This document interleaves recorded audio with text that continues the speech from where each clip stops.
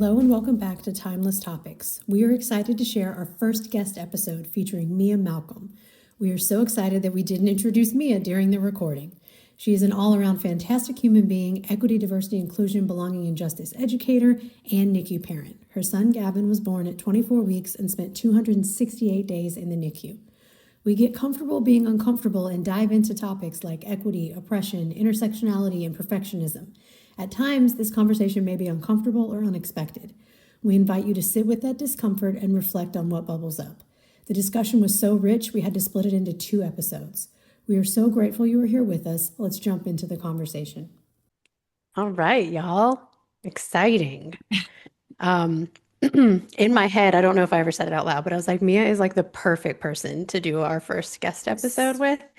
One, because she's amazing and, does no wrong, but also because I think she's really, really good at being comfortable in uncomfortable discussions, which is what we do here, right? Is navigate the discomfort of trying to be a human in a world that doesn't want you to be one, right? And so I love that she was willing to put some trust in us and help be our, very first person and see where this goes, right? I'm very, very, very excited. As something that Mia and I talk about frequently, equity is at the center of pretty much everything, right? Or inequities in a lot of things is the reality. And trying to dismantle those inequities is really a part of all the larger systems goals. We can't just say trauma-informed care. We have to say equity-focused trauma-informed care because we can't whitewash these systems because that's what we've been doing forever.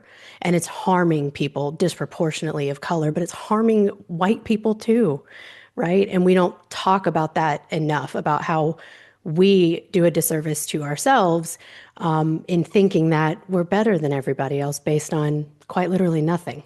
Yeah.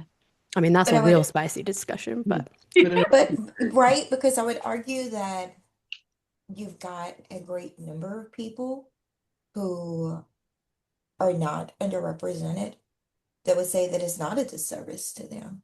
And how could you say that, right? It told you about my colleague who mentioned to me after listening to our first episode that they were unsure of where you and Mary were coming from. They were like, what has been oppressive to them? Like, what are they talking about, yeah. right? I do think that there's probably, if I had to guess, a large percentage of white persons that would say, this doesn't really affect me, right? And why do I even have a dog in this fight? Why is it an issue for me, right? I think you would probably also have a percentage of underrepresented persons that would say the same thing because they've not directly witnessed it. They have been blessed enough to not be in the situation, right? I think that for me, the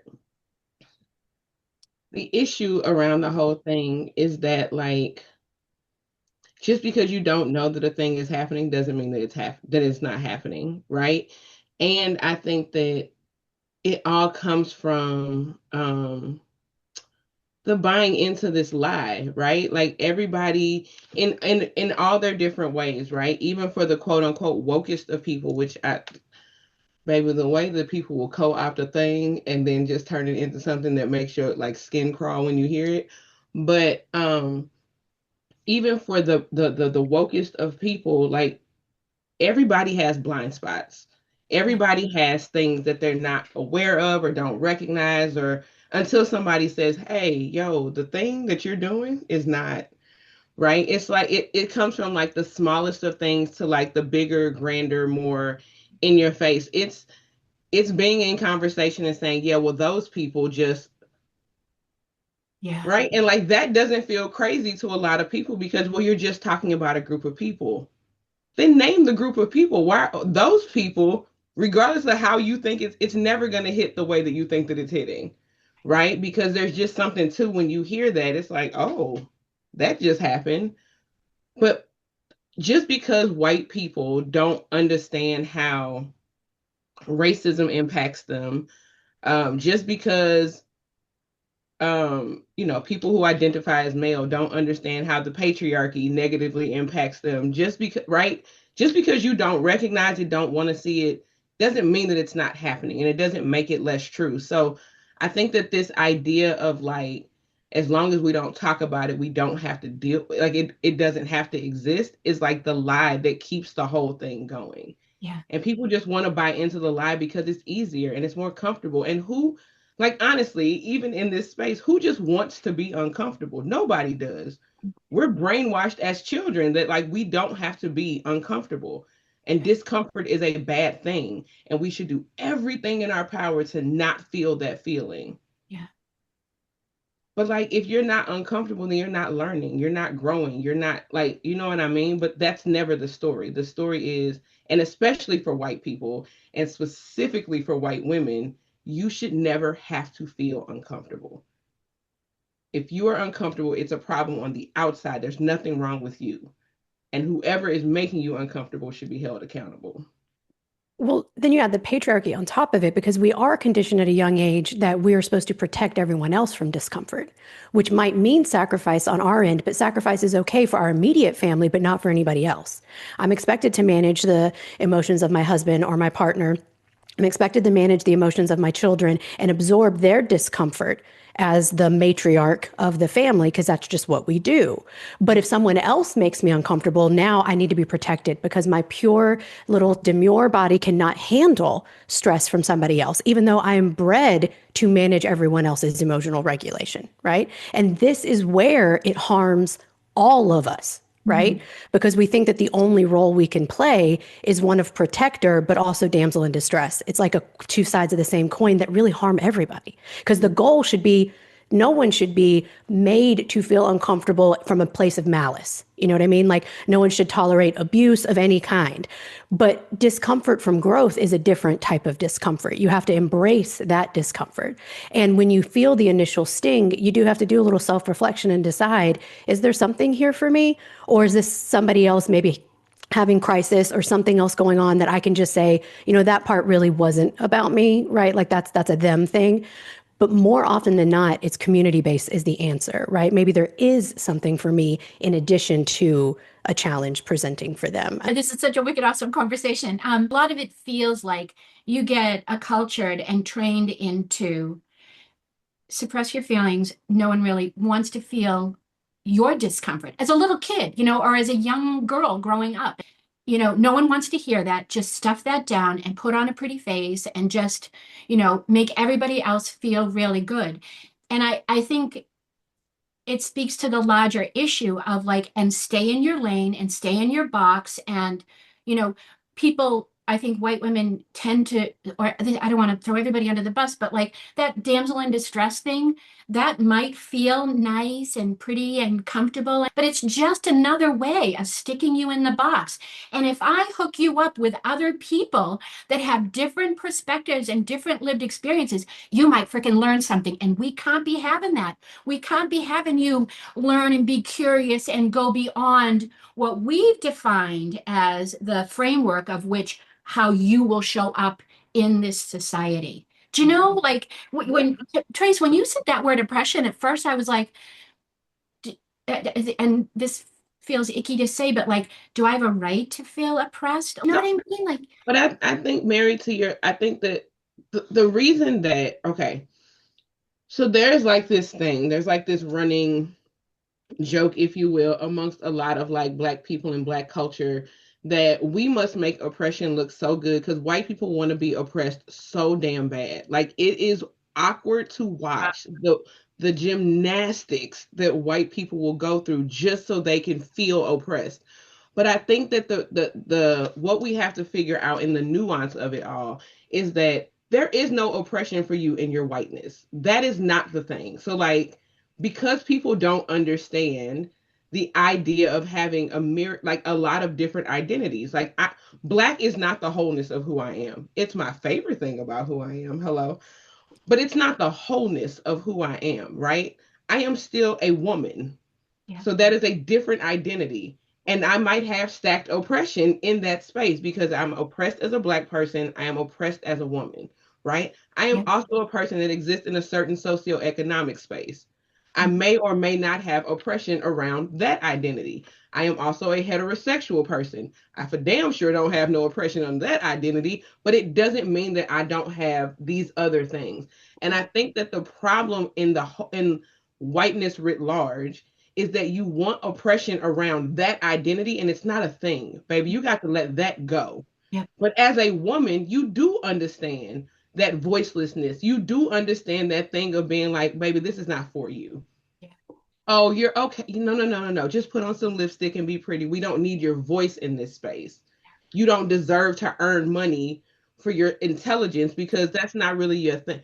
As a woman, you understand that that has nothing to do with your whiteness because your whiteness is actually what protects you from the fullness of that oppression, right? There is a fullness to the oppression of being a woman that white women do not experience. And that's okay, but it doesn't mean you don't understand, you don't have some understanding of what the oppression is. But you got to be real with yourself that you also have a buffer to a lot of that. Because the way that somebody will show up for the white tears of a white woman, they're not showing up for me like that. Yeah. This is not a thing.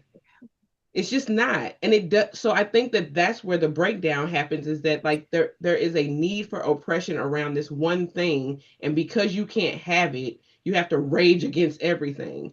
And it's not like, it doesn't mean you don't understand oppression, because white isn't the fullness of who white people are. There are white people who are women. There are white people who are poor. There are white people who are members of the LGBTQ plus community. Like, there's a lot that happens. But you got to let go of the need, want, desire to be oppressed because you're white, because it's not a thing. Yeah. Like But I that. think that's Yeah. but I think that's a good point too, to kind of go back to, I think, something that we may have said very early on in our conversations, is that most of these conversations that we are having are not just black white, right? When we're talking equity, when we're talking trauma informed care, when we're talking meeting the needs of all of our families and all of our patients, there are so many layers that come into this. Unfortunately, I think that it is easiest to see black white, right? Because that is just, even though people will tell you they don't see color, we're humans, right? So we see it, right? We may not act on it, as people will say, but I think that we need to just get rid of that whole term of I don't see color, right? Because we do. And so I think that a lot of people think that all of these conversations, when we say equity, when we say equality, when we say justice, when we say whatever, we're talking black, white. So many more layers. And we need to go back to that understanding to really kind of make a move and to really make an impact. It's to stop and think about the many aspects of where someone could be in a less than favorable place in regards to equity. Mhm. I know we've talked about intersectionality, before, but this is really what this is, right? It's That's the understanding that word. everybody's I couldn't identity bring it out. intersects at all these different layers. And it oversimplifies and does a disservice to both parties to see them only as one thing, right? And we do this in healthcare all the time. Yes. Right? I expect all NICU parents to act this way. I expect all NICU fellows to act this way. All NICU administrative people to act this way. So when someone even just slightly shifts past the expectation, something's wrong with them. When really it's looking at everybody has a different perspective and brings a different set of strengths and weaknesses to the team, and acknowledging those, leaning into them, and building a diverse team, to Tracy's point, from every way that you could possibly build it, right? From language, from origin, from sexual identity, from gender identity, from politics, from everything. Any way you can slice a person, you want to try to have some representation. Now, within reason, because some people are just wild, okay? But within reason, we're not going to promote hate and all of that. We're not going to give hate the same kind of hate speech and that kind of action. Like, that has no place anywhere, right? So you have to decide, in this platform, I want to make sure I'm amplifying as many diverse voices as possible, because that's how I build systems that benefit diverse populations, rather than asking every single parent that walks in to the unit, every baby that walks into the unit, every provider that walks into the unit, you have to show up this way or I'm going to harm you. Even Mm. though my intent on paper is not to harm you, right? And maybe even in my heart is not to harm you, but I'm going to let the system harm you by not supporting you, because not meeting somebody where they're at is begetting more harm for them and making doubly traumatic, triply, quadruply, however many way you want to expand the trauma, because it's just that many more layers to a person. Because we're just not that simple. You have to embrace nuance, whether we're talking about sepsis or someone's personality or someone's trauma. There's so many layers to it. Well, you're talking about like a reductionist, kind of view, right? And when you mentioned the NICU, you made me immediately go to that place where we completely strip these little people of all of their humanity and they become a diagnosis. And so, I mean, for me, that's a wicked, tangible example of how we dehumanize everybody, everybody in that space, everybody in this society, by just stripping them down and saying, you're just an immature pair of lungs. You're just black. You're just this, and that's all I'm going to see of you. For I don't know why, but for some reason that I think, people think somehow it simplifies the world. I'm not really sure about that. But in that simplification, what it does is it screws everything up and it doesn't honor the breadth and complexity of every single individual, from the tiniest little person to the oldest, oldest human. And I don't understand why folks resist against that beautiful, complex mess that is humanity. Well, ego is why, right? Because then they have to be able to navigate a system that they don't already have the answers for.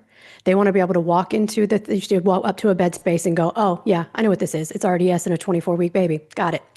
And you don't sit there and say, oh, but let me think about from an epigenetic standpoint. Let me think about what the prenatal care looked like. Let me think about what the last few 24 hours have been, right? Like, think of nurses all the time. We're like, yeah, I know on paper we should be able to do this, but let me tell you about this baby's last shift. Let me tell you what night shift said.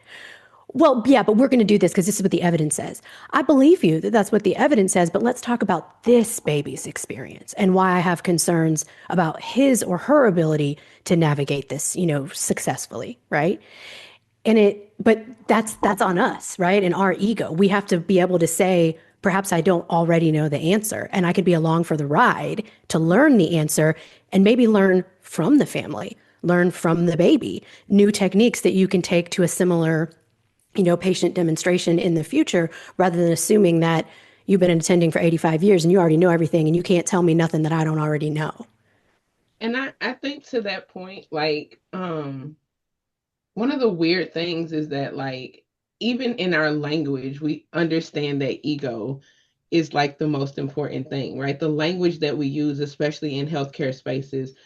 And, me and Jesse have talked about this a lot, but like, the reason that we can't do the thing that you're talking about, Mary, and see people as full humans and all the stuff is because ego and compassion don't know each other. They don't sit at the same table. They don't occupy the same spaces. They're not in relationship with one. They don't want to talk. They're never going to meet and be like, oh my gosh, how was your day? Well, my day was, because ego doesn't have time for compassion, which is why when a child, a baby, a 27-week child, right, doesn't is not interested in the idea of extubation, right? They don't want the tube out of their throat right now. No one's talked to them about it. They don't feel ready. Whatever. We don't look at that situation and say, "Oh, this baby just needs more time." We jumped the gun. We need to wait maybe for some more. The baby failed that intervention. If a medication, right, we prescribe, we know what's best. I know what this disease state is. This is the medication that is going to work. This is how this is supposed to go. And instead of thinking about the fact that, right, from a pharmacy lens, right, from a pharmacy lens, there are 40, 50 drugs that address high blood pressure, right? There are 40 to 50 different medications. You know why? Because everybody's body metabolizes things differently. So what works for Mary might not work for me. What works for me and Jesse might not work for Tracy, right? It's all of the things. But instead of saying that and thinking about it from that space, if the one thing that we decided should have worked for this patient doesn't work, that patient failed that intervention. Because it's not about, like, there's no way I was wrong. Something's wrong with that person. Yeah. right? Because my ego will not allow for anything other than my truth to be in the room. Yeah. Because compassion will tell you, well, that just didn't work for that baby, and that's fine. We got a whole shelf full of other medicines hey, we got this. We're going to figure this out. We just need to figure out what works for your baby, for your family, right? We have to figure this out for your situation. No, you were wrong. I'm right. Something's wrong with you. Because ego and compassion, baby, they don't know each other. They're never going to know each other. And compassion is not our goal. Our ego is our goal. Well, it goes Every back time. to our conversation, I think we had last week about individualizing versus standardization, right? It makes me think of all of our conversations about terminology and the words that we use and the impact that a word can have, right? I Mhm. always, in all of these conversations, I always hear wimpy white boy, strong black female, right? And we've talked about the connotations of that, but also realizing that that leaves out a large population, right? It leaves out our families that are interracial. It leaves out our families that are not black and white. And obviously, I have a very, very personal concern for that, right? Because every time I hear that, I think my little grandbabies who don't fit into either category, right? And I want them to be proud and understand who they are from all levels. I don't want them to negate any side of their family because all sides of their family love them and are what made them the people that they are. But when we think about it in NICU terms, we have white babies, we have black babies, right? Yeah. Yo, let's look around our nursery, right? That's not really what we have. And when I hear the terms of failure, right, it's one of the things that I have tried to personally do is stop and think about the way that I am saying things, right? I now try to no longer say they failed extubation, right? They were unsuccessful, right? Or some other term that is just a little more soft about the event that actually happened. Um, and so I think that that raises really good points for people to consider in the way that they are speaking and the way that they are kind of sharing information, especially with families, right? Now I really stop and think about how that word fail sounds when you're saying it to a parent about their child. I have a whole TED talk that I'm working on around this. Like the word fail, I language that we use in healthcare spaces, I feel I'm gonna say something here, and it could be so. I feel like the language that we use in healthcare spaces sets people up for the language that they'll hear throughout their life, Yep. Yeah. right? And it sets up this expectation and this okay thing, right? Like it's okay if you hear about the fact that your blackness was problematic because in the, we understood that your blackness was going to be problematic in the NICU. Because even in the NICU, right? Like this wimpy white boy, it sets up this thing, this idea for people that they have to be protected at all costs. Yeah. And so now you go out into the world, and why wouldn't you believe that you are above? You have to be protected at all costs. It's been that way since you were, Baby. Yeah. right?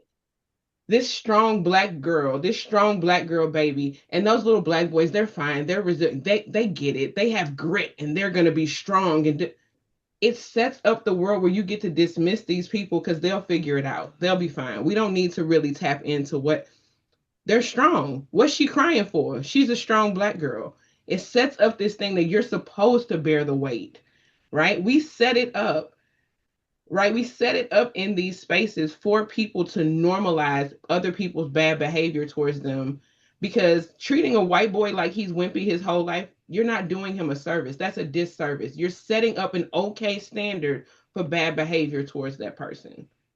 Do you know what I'm saying? And so I think that like we don't understand the weight and the fullness of the language that we use with people. The first time I ever heard that my child was a failure was in the NICU. And then that goes into every IEP meeting that I have to go to, where I listen to all the ways that my child is failing the education system. Instead of, Yeah. go with me, maybe the education system is failing these kids. Yes. Maybe my child is not the problem in the room. Maybe the adults in the room need to figure out Yeah. how to better, in a more equity centered way, approach each one of these kids. There is no blanket way to deal with a neurodivergent child in the education system, but y'all got a plan for neurodivergence. How you get that? How did you get that plan for neurodivergence writ large? What does that even mean? You got a plan for 24 weekers. Who's 24 weeker? Yeah. Because mine said to your plan, Gavin was not interested. Right? Your plan didn't have nothing to do with him. So this equity and EDIBJ, all these things, they don't fit in standardization. They are ego and compassion. Ego says we standardize everything because we know everything, right? That's ego, that's standardization. You can't say, well, we're equity centered with these standard plans. Pineapples, guys. Where's the safe word? Get us out of here. Well, but it's like, to borrow a colloquial saying from Mary, right? It's throwing the baby out with the bathwater, right? Like, we don't want to do that, in the sense that we want to still have standardization, because we know that that can protect us from starting the process from a biased place, but not be so beholden to the standardization that you don't see the baby that's in the bed, right? So we say we're going to start with, this is our front line, and then from there we're going to figure out what works for this particular dyad, right? Because I know, based on XYZ research, that this intervention should, on paper, work. But I also know that this baby wasn't a part of that study. This baby is not on paper the same. So I'm going to go, okay, here's my plan, friend. This is what we're going to do. You're going to let us know real quickly if you're on board or not, right? And when you're saying, hey, this kind of sucks and I don't like it, I'm going to go, cool, thanks for letting me know. Let's go back to what was previously working, and then we'll try again in a couple of days, right? So it's being fluid with it, to where we're not going to the days where, way back in the million years ago, NICU, where we used to just keep everybody intubated for like months on end, right? I'm not saying we can't practice early extubation trials, but it's being realizing, where's my low threshold for when is the baby struggling? And when can I just go, you know what? This ain't working. We just need to go back, let him rest, and we'll try again, right? But we're so focused, I think, on, we got to get BPD rates down. We got to do all of this, which is the Lord's work. We need to get it down, because that's a condition that will affect that person for the rest of their life, right? It's important to do that research. But what we're doing in the meantime is passing off harm to the traumatized individual who's in need of care, to try to prove a point that may or may not be made. And it's kind of what we do throughout all of healthcare, where we're like, I'm not going to change. I'm going to kindly ask you to bear the brunt of this poor decision. And then I guess if you're real dramatic, we'll give you some meds, or we'll do something about it in the end. When we were talking about this, it made me think, like, I recently had surgery myself and had to be intubated. I was only intubated for like, I don't know, an hour or two, maybe, not very long, right? I spent like a week hacking up lungs, like coughing, all of this. And I was like, this really sucks. Like, and I don't know, maybe it was something to do. I don't have pneumonia, so it's not that. Maybe it had to do with who did it and how it went down. I don't know. I was unconscious, right? But I will tell you that for a week, I was like, man, this is what these babies feel like, because this is terrible. And I could understand if I was a 25-week person who barely, has the capacity to be able to independently do things, that I'd be like, yeah, cool, I'm just not going to breathe because this is too much work, right? And I was like, man, I really feel for all those babies that we keep failing on extubation, when really we're missing the fact that we're asking them to do an incredible task that, God bless them for even trying, right? But then you can't blame them when they're not able to sustain it. Well, remember that Venn diagram of evidence-based practice, right? The three balls. Oh fudge, I'm probably going to mess this up, but like, there's research is one of the balls, clinician expertise is the other ball, and then family values, right? Wasn't it patient and family values was that other ball?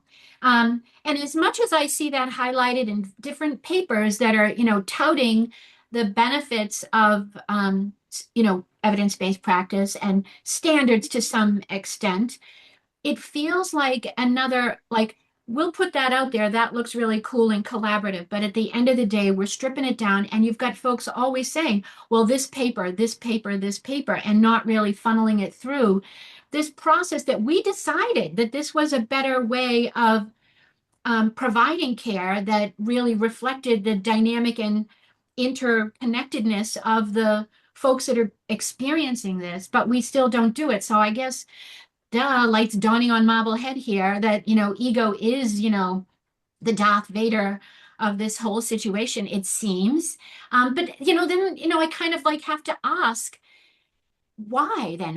What was it in the evolution of folks that they decided that I have to be right? Like that, it almost feels like a survival thing. Yes, ma'am. Okay, so from my lens, my answer to that is two-pronged. Two-pronged. I think, first of all, when from a medical space specifically, right? When we decided, I don't remember if it was 400 BC or 200 AD. I think one of those time frames. I have to look at my thing again. But when we first decided that we were going to create this hierarchy in medical spaces where white people, right, where white people were the best and the smartest, and then we put everybody else up under that. We started a ball rolling, right? That as long as you possessed all of this all over your body, you were going to be right. You were going to be perfect. You were going, like, it was you over everybody else. The second part of that is I don't think that we give enough credence to the education in medical spaces that teaches perfection. Yeah. There is, and I think that, what maybe originally happened, I don't know, I wasn't there. I'm very young and spry.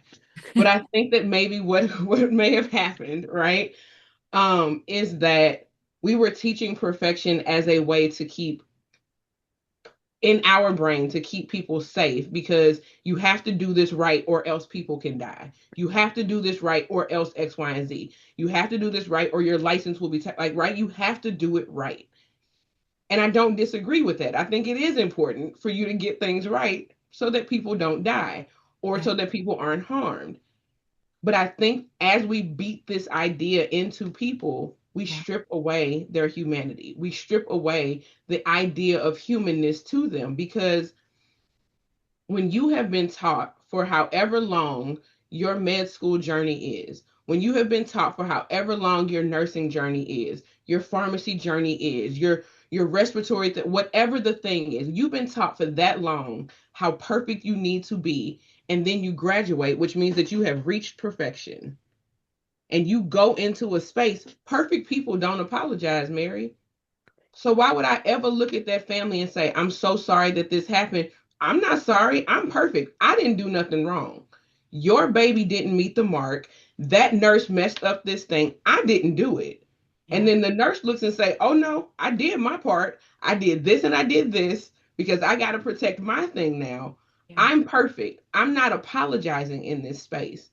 So you strip away, and please don't be a clinician, a healthcare provider, and be white, because you've been doubly impacted with this idea that you are perfect, you are the one, you are this, you are that.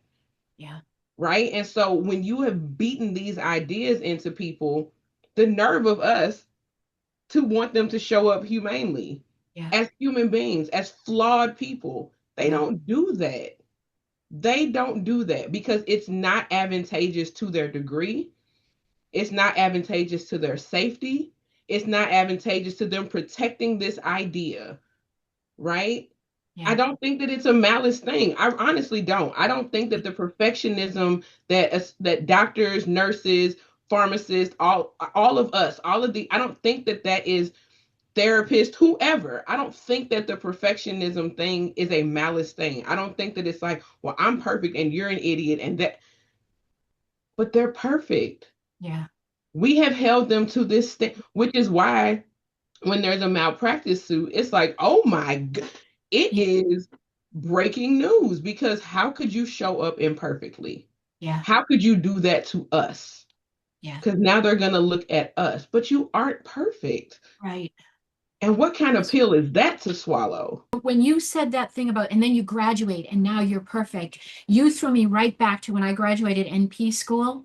Um, and I felt so not ready to do that job. I was freaking terrified. And you go into that space, but you can't let anybody know that you're scared. You got to show up like the script says. And I remember ordering more tests than Kata has liver pills because I was terrified I would miss something, all of the things. So I appreciate the way you described that because you're right, there is no malice. But I literally could feel my whole world contract and Mhm. holy crap, I could hurt somebody, and couldn't even see the nuances of the human being because I was so contracted and fearful that, right, like all of the other layers that embrace complexity and curiosity couldn't even be tapped because I was trying to morph into a paradigm that Mhm. had certain rules, certain codes, and I wanted to fit in. I felt like I had to. Actually, it wasn't, I didn't even think I had a choice. Like I was supposed to fit in. Do you know? Timeless Topics is Jesse Barnes, Tracy Bell, and Mary Coughlin. It is produced by Jesse Barnes and music from Carlos Bell. The thoughts and opinions shared here are those of the individual speakers and do not reflect the official policy or position for any of the speakers' employers or any other affiliated individual or entity.